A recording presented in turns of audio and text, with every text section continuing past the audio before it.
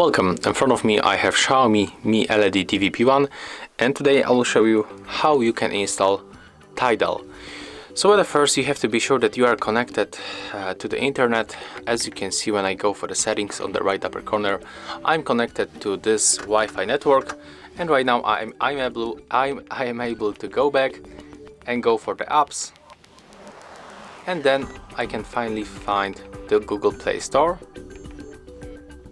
If you are not syncing with your account, you have to make it, input your email and then password, and after that we have to go for the right upper corner on the search, and we can find our application. So let's tap on the right arrow and then input name of the app that you want to download.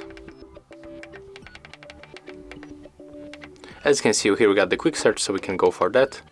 Tidal, go for the search, here it is, so tap install.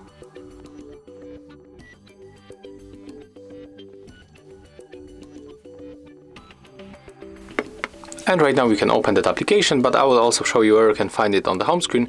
So click here to the home screen on your TV, then choose apps, and you will find Tidal at the bottom. It's right here.